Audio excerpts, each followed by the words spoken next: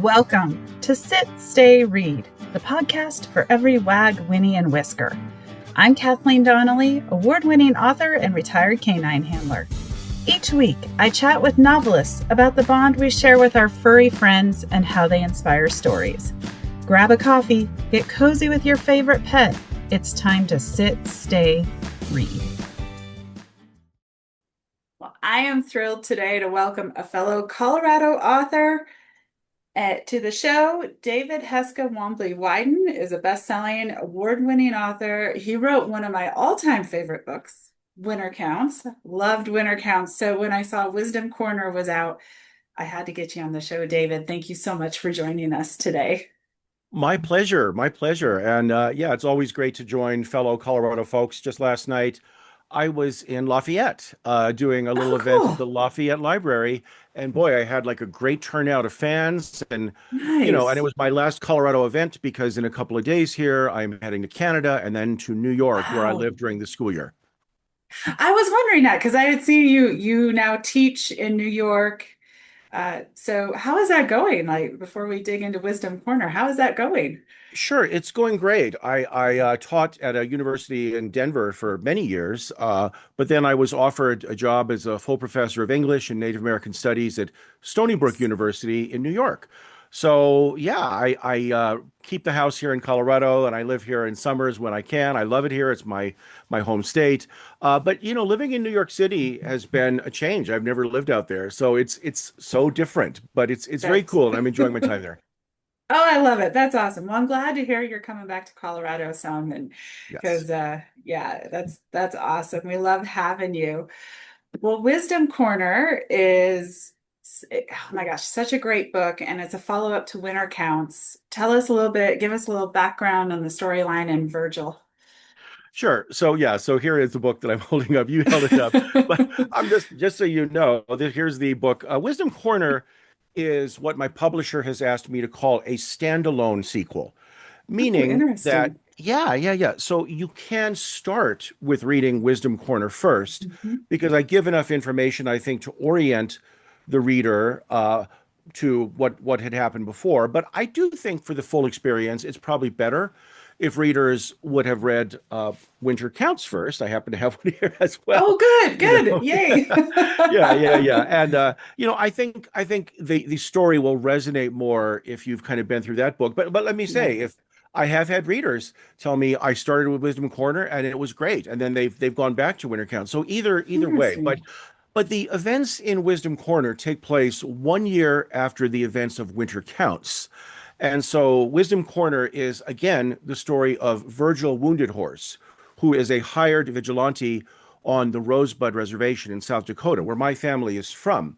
And Yeah. um, and so, if you've read Winter Counts and Wisdom Corner, so you know, but for listeners and viewers that are not familiar, Virgil is a hired vigilante, and in other words, he will, for a price, he will go out and put a beating down on someone that deserves it, because of this law on Native American reservations, which is real. This is not fictional, called the Major Yes. Crimes Act, which says that a federal law that says that Native American nations cannot prosecute felony crimes on their own lands. Instead, law enforcement officials on reservations have to call the FBI and then the U.S. attorney's offices to come in and prosecute murderers, rapists, child abusers, arsonists. And so the problem here, though, is the FBI, by their own admission, are Yeah. declining to prosecute about half of all felony crimes.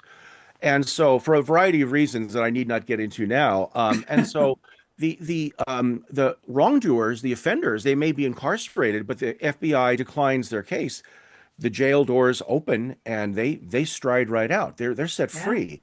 And so and so if somebody had hurt a family member, you might be tempted to call somebody like Virgil Wounded Horse and get some street justice. Now, in Winter Counts, there are a lot of episodes, and Virgil, a lot of events that happen, and he kind of renounces at the end of that book being a vigilante, and that's where Wisdom Corner, the new book, takes place. He has stopped working as a hired vigilante, and he's serving papers for a local attorney. But then something happens, and he is dragged back into the world of vigilante justice. So I will stop there. Yeah, I love that. I mean, there's two things that come to mind there. The real life thing, which is when I first heard you speak, I hate to admit it, but I had no idea about the Major Crimes Act. And it to me, it's like so important for people to realize. And Winter Counts actually started some change with that. Is that correct? It did. I mean, I'm so thrilled because I've been a professor teaching Native American studies for many years.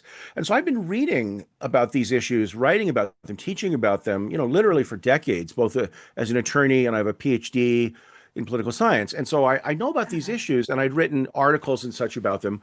But then I decided to, kind of fuse fiction and my work as a professor. And Winter Counts really took off in 2020 and 2021. And, to my delight, I started getting calls from congressional staff members, Wow. other tribes, nations who are legal staff that wanted to talk to me about this. And I even once had an interview with a sitting federal judge on the, Oh, I won't wow. say which court, but the court right below the Supreme Court. Okay. Okay. And he had me meet here in Colorado at a Panera of all places, Oh, cafe, wow. and we drank coffee. And for 3 hours, I sat there and I talked to him about legal issues and Native American life. And he as a federal judge was only vaguely aware of the Major Crimes Act. And so you should not feel Wow. bad that you're not aware of it. I'm Okay. not going to lie. When the judge reached out to me and said, would you like to meet? I was all intimidated. Yeah. I'm like, well, he must know everything. He's going to lecture me, tell me that I got the law wrong or Right. something. Oh, far from it. He, in fact, had me instruct him in issues, Wow. including the Major Crimes Act. And I to this day, it was like a really astonishing and cool sort of conversation I had. So anyway, so a lot of people did not know about the Major Crimes Act, but my book, I think, helped to facilitate a dialogue. There Yeah. were dozens of articles in newspapers and such, and at this point, about 2 dozen scholarly articles in law journals of people, professors and such saying it's time to revisit this law and change it. And so, so I was just so honored. And then there was a lawsuit finally filed by the Pine Ridge Nation. That's Okay. the Oglala Lakota people. And they filed a lawsuit asking to have the Major Crimes Act overturned. Nice. So yeah, so it really sparked again some talk. So I'm very grateful. Yeah, yeah. It was, I don't know what the right word is, but to learn about it. But I love how you bring in your fiction, and I love Virgil, and I love the conflict he has in Wisdom Corner because he's trying to get out of the vigilante lifestyle, and it's hard. It's hard to leave that behind. It's truly a conflict of your past catching up with you. So I love how you brought that out. Um, and I felt like in this book, almost maybe a little bit more, you showed some of the consequences of his choices to be in a vigilante. Was that something you sat down and wanted to consciously write, or did it just come out? Very much so. Very much so. Okay. So, I mean, first of all, I apologize to all my readers. It's been 6 years since this book, I released Winter Counts in August of 2020. So since then, it's been Okay. 6 years. So it took me sort of 5 years to get the book to my publisher. And then it takes about a year to get a book published with cover design and all that. And so it's been 6 years. And, I've been getting many emails from readers saying, hey, where's the book? And next book, and I'm very grateful, to them. But why it took me a while is I didn't want to write just a rehash of Winter Counts, and Right. so I wanted to obviously keep Virgil and all of the other characters, but give them a new journey and new challenges to tackle. And Yeah. so I had to really think about what that was. And so I believe that this book is sort of a meditation on justice. What is justice? Because Virgil is troubled by the fact that, vigilante justice means taking the law into your own hands. Yeah. And he acknowledges that he kind of enjoys beating people up, and that's not good. He knows this. He's not educated, but he's a smart and thoughtful guy. Very smart. And Yeah. yeah, and so I very much wanted to take sort of a different path in the new book, but at the same time, I didn't want to go too far astray Right. because I have a nice readership that enjoy these characters. So in the end, I'm kind of happy with where it landed. Yeah, and I love it through Virgil's eyes. I mean, since it's written through his point of view, and like when he runs into, I'm trying not to give too many spoilers, Yeah. but Rose, the chief of police, and why she doesn't like him. And then Virgil says, and you're like, okay, I can kind of see I, why I shouldn't say doesn't like him, but is upset with him. She doesn't like him at first. I'd say that. Now, obviously, Yeah, things kind of change over the course of the book. I really love her. yeah, So I should say to people listening to this that I keep all the characters in Winter Counts, but I add, I think, some cool new characters. I had a lot of I fun. agree. There's a chief of police who, who's very interesting, a woman and of the Rosebud Sioux tribe, and a professor at the local tribal college who came from a fancy college out east, which allowed me to kind of Yeah. write about, my professor life, sort of bring some of that in. And then there's a cool hacker lady that hacks things, a hacktivist, she likes to call herself. So, I so like that. Yeah. yeah, I had a lot of fun with the new characters. Yeah, I can see that. They were a lot of fun. And another issue you brought in, very personal to Virgil in his book, is the native boarding schools and the horrific crimes that happened there. Yes, Would you that's share a little bit about that? I'd be happy to. Yes, exactly right. So a sort of a central issue in the new book is in fact the Native American boarding schools. I find that people are becoming more aware of these in the last 5 years. But if folks don't know, starting in the late 1800s to about the 1930s, we estimate that about 70%, that's 70% of all Native children were taken without consent away from their families and sent to schools often out of state or often in far away from their hometown. This was a very conscious decision by actors in the U.S. government to create schools to strip Native children of their identity and their culture. So they had to cut their hair, they had to wear these military uniforms, they couldn't speak their language or practice their culture, their religion. And the famous saying of Captain Pratt, who invented these, is we need to kill the Indian in order to save the man. In other words, kill everything they believe in, and we can save them. And so again, every Native family back then in the late 1800s, early 1900s, they had a drill that if the state agents came, the kids would run into the woods and hide. And this is Wow. terrible. Yeah, Okay. yeah, yeah.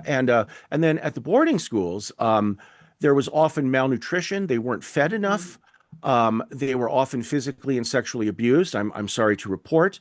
They were given a bad education. They weren't given like really high level stuff. They were taught to be domestics. The girls were taught to be maids, and the boys were taught to be like a trade. They weren't given anything high level. And then there were also at some schools these terrible programs called outing programs where kids like 12, 13, 14, 15 would be sent to families in the summer, farm families.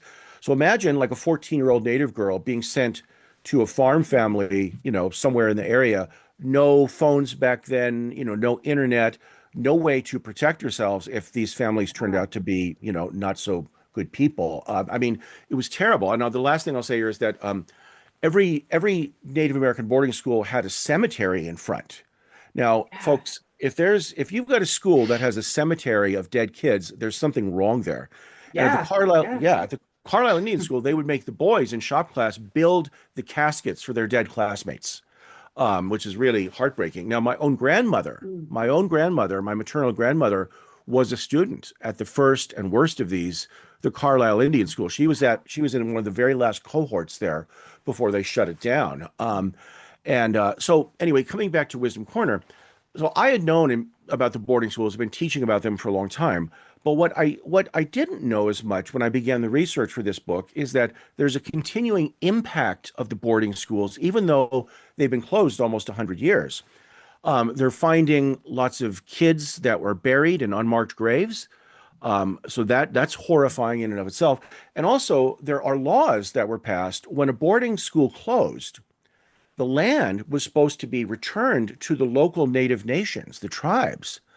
But as you can guess, that often didn't happen. And there's actually something happening in Rapid City, South Dakota right now. I kind of lightly fictionalized a very real thing that when the Rapid City boarding school closed, they turned it into a business center. It was the land was given to private developers instead of being returned, which was supposed to, by law, to the native people. So and then it's not so much in this book, but in a short story I wrote for a volume called Never Whistle at Night, I talk about the boarding schools, and South Dakota passed a law essentially banning any survivor from suing their abusers. So they Oh my can't, gosh. yeah, they can't, they Wow. can't, they can't file a lawsuit. It had to be the lawsuit had to be filed like within 3 years of the abuse happening. And but often these people will be like 60 or 70 years old, and they're having these terrible dreams, and they're forbidden from suing any of the abusers. So anyway, so there's sort of to wrap this up, there's a continuing impact of the boarding schools, and even though they're closed, and I make that into sort of a central plot point in the new book. Yeah, yeah. It's always amazing to me. Uh, your writing amazes me because you bring in the real life, you bring in, the fictional, and you weave it together in such a way that it's just beautiful. Thank you. And it's, Thank yeah, and thrilling too. It's a thrilling story. So, I mean, it's like I stayed up late last night. I was like, I gotta get through you. Oh, this. So, because it's so good. So we are on Sit, Stay, Read. And so I was going to talk a little bit about the four-legged characters. And I oh think I've yeah. seen the inspiration for Ava wandering around behind you. Is she She who? is right there, and yeah, I know that that's She's so Ava, cute. my dog, and so I Okay. know that you have a special focus on animals and in your own writing Yeah. as well. And my partner and I are, along with you, I'm sure, like the biggest dog lovers in the world. I mean, Yeah. we are like complete dog parents. We hold our dogs like I love you so much. I just love dogs so much, and we have had this is a rescue. She is a rescue, and Okay. Ava from we believe it or not, she was on a reservation in New Mexico. We didn't Oh, was plan she that. really?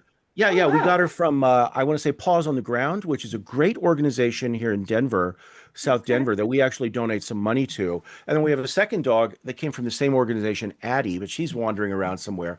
So, but Cool. in the book, I have a fictional dog, Ava, that is, of course, based completely on her. I'm going to see if I can move Okay. my chair a little I was bit. gonna say, if she Um, wants to make a there she is. cameo, She's kind there of she looking. is. There she is. She's like, I'm She's like, sleeping. oh I'm yeah. tired.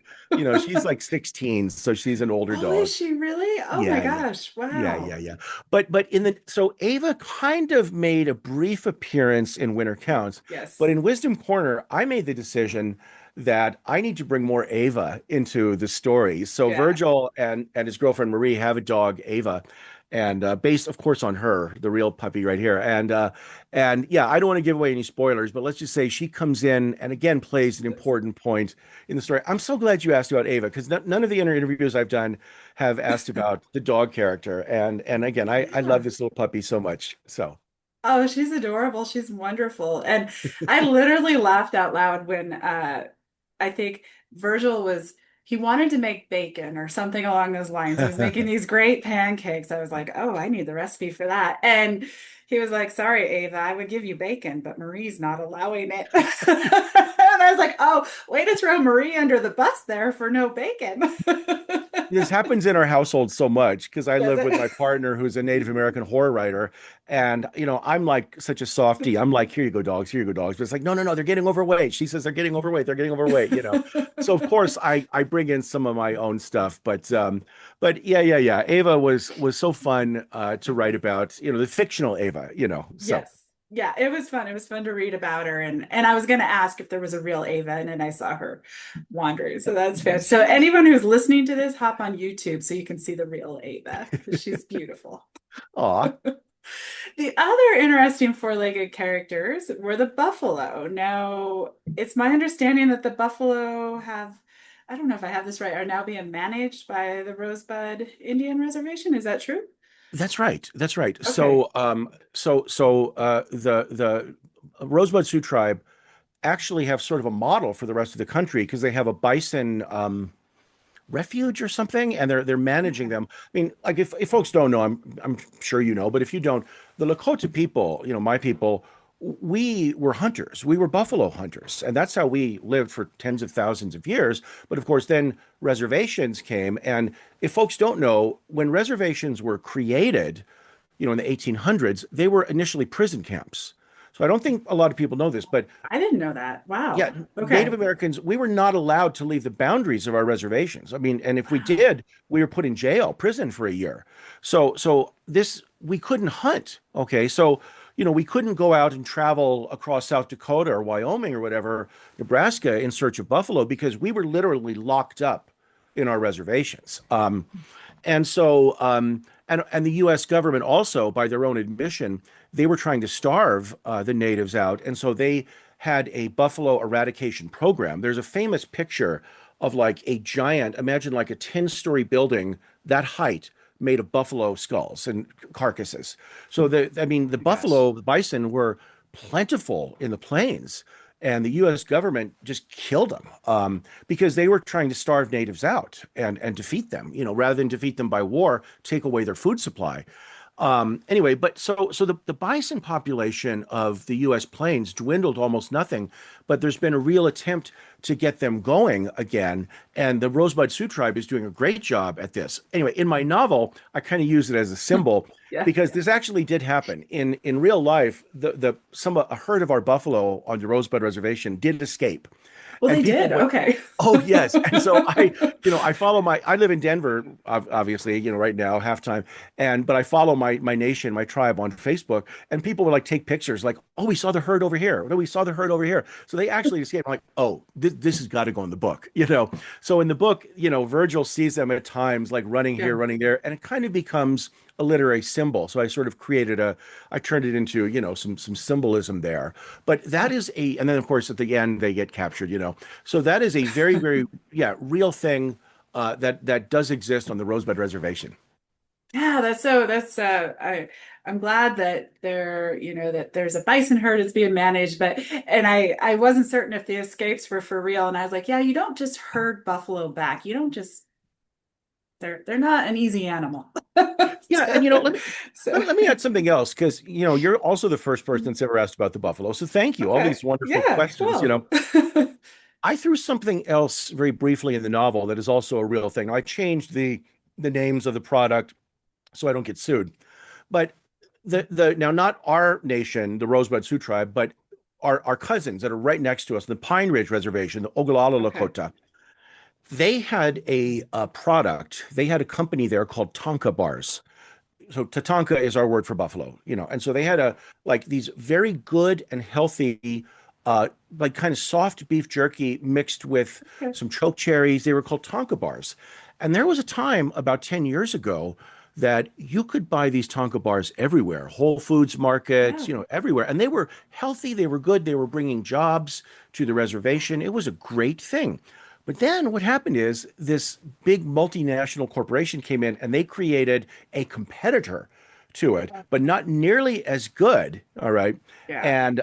And it was based out of Texas or something with imported meats, and it wasn't as healthy, and they drove the Tonka bars right out of business. Oh my And gosh. so they don't exist anymore. So I just kind of threw that in just while we're on the topic of buffalo, Yeah. Yeah. So that again is a real thing. That happened. I've tried to find Tonka bars even on Amazon, and you can't get them. You And can't what get a it. sad thing because this was, Yeah. a good company bringing jobs to the people who really need it and giving a good, healthy, product with a lot of good, sustainable protein Yeah. and wiped out. So there you go. Oh my gosh. Wow. Wow. Well, maybe they'll make a comeback with it would be nice, but that's Yeah. so Yeah. wow. Yeah. You, I think the final thing I really appreciated as a reader was your author's note. Because you give so many books to read, like there's so much to learn. I think back on my own education and how little was taught to us about any of this part of American history, right? So thank you for providing that. What I mean, have you had people like reach out about after reading it? And I'm just curious about your creation of the author's note and the books you decided to put in. I have had people reach out to me, dozens, if not Oh, hundreds, of people yeah. have reached out to me, you know, no email notes or something, and or maybe just in person. They're like, "Oh, I picked up that book that you mentioned and I read it, And and so yeah, I mean, look, this is fiction, and I want to tell a great story and keep people Yeah, reading yeah, all night, But at the yeah. same time, I'm hoping to educate in a fun way Mhm. and Yeah. raise people's awareness about some of these issues. And then for those that want to follow it, more down the road, I want to give some resources for them. So I absolutely have. One of the fun things, and it's not all bad, like kind of sad stuff too, Right, but right.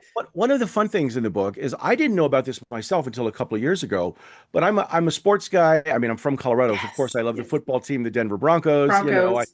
I have since I was, a 5-year-old kid watching Bronco games with my dad, and so I've always loved American football and such. I like sports and fun.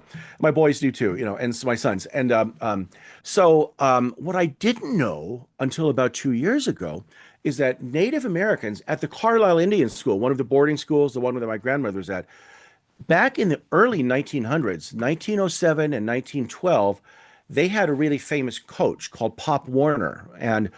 And this team, they were essentially a high school team, but they were playing college teams at the time. Harvard, Yale, University of Chicago.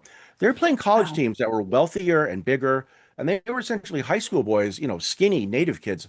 And the Carlisle Indian School football team revolutionized the game of American football because Really? Oh, cool. oh, yes, yes, yes. And I have just a brief thing in there, like a Yeah. short couple of paragraphs that the professor talks about in my book, Yes. But the rules for the forward pass in American football were different then. And then Okay. if you threw a pass during football and the receiver dropped it, then the other team took possession. Okay. So the forward pass was not much used in those days. But the Carlisle Indian School football team, they weren't as big and as muscular. They couldn't like use their brawn to win football games. So they started doing the pass.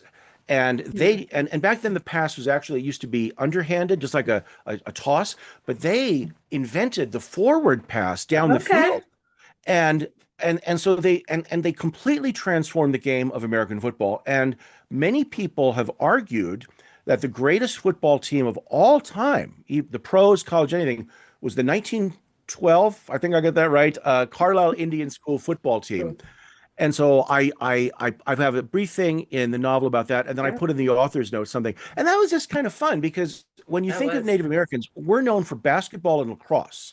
We have never been known as American football players, but it turns Yeah. out that in reality, this team of Native American kids, under the direction of Pop Warner, of course, invented essentially the forward pass Yeah. and changed the game of football. So it's sort of a fun thing that I threw in there as well. I love that. I love that too, because I'm a football fan too. And so that was cool. So Virgil is just this guy you root for. Is he coming back in another book or are you doing something different?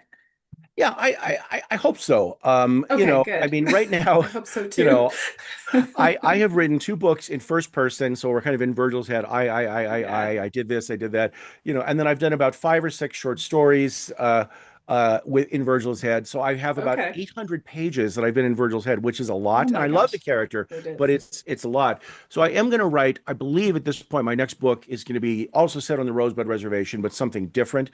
I do want to mention though that I have a new Virgil short story coming out. Oh, cool. I've mentioned this a couple other times, but I was approached by a publisher in New York called Akashic, Mhm. and they have something called the Noir series. They have about 200 volumes of short stories that are usually Oh, tied cool. to a city, Brooklyn Noir, and Miami Noir, Austin Noir. And and so I was in a volume called Denver Noir, and so I wrote a short story not involving Virgil for that book. But then they said, "Hey, Dave, we want to do something with Native American authors writing crime Oh, noir short stories. Would you like to edit it?" And I said, "Yes, I would." So I literally just sent that manuscript off about 2 weeks ago. So it has cool. a new short story in there by me involving with Virgil Wounded Horse, but it also has 14 other Native American writers, some of the Cool. superstars of the Native American literary world, Stephen Graham Jones and others, and Very they're all cool. trying their hand at crime stories.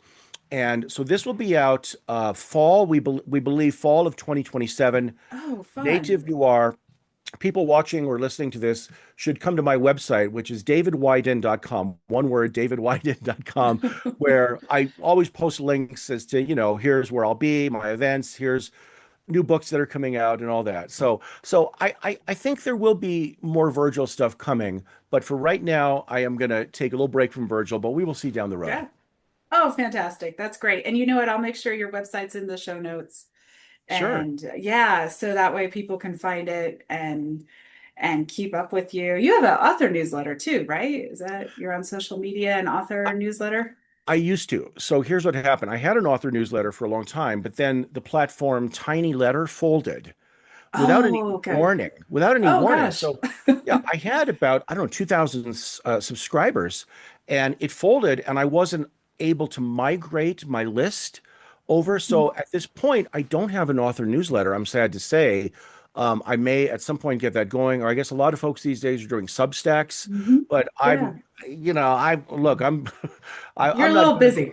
I'm a little busy and I'm not good with all this tech stuff, so Yeah. no author newsletter, but my website sort of serves as the hub for everything that's going on. That's great. And you're on social media as well. Very So much so. yeah. Facebook, Instagram, especially X, whatever some of the other ones. Yeah. Yeah, that's fantastic. So there's great ways for readers to connect with you and they should because it's a great book. So I Thank you. really appreciate your time coming on the show. I appreciate Ava doing a little cameo for us. I'll give you one last little look. She's dead. She's asleep. She's She like, is. this is crazy. It's like, it's my nap time. My dog's over here asleep too. I think it's hot today in Colorado and they're just like, Yeah. yeah, we're done. Yeah. Anyway, well, so lovely to be here. Really my pleasure. Well, thank you so much. And again, anyone, if you love great thrillers, fascinating, strong characters, Wisdom Corner is a great book. Winter Counts as well. Both keep the pages turning. They're both fantastic. So until next time, keep your tails wagging and pages turning. Thanks for joining me today. Sit, Stay, Read is a part of the Authors on the Air Global Network. If you enjoyed today's author interview, be sure to leave a review and share the episode with a fellow animal-loving reader. If you're curious about the world of working dogs and wilderness adventures, please check out my books at KathleenDonnelly.com. Until next time, curl up with your best furry friend and sit, stay, read.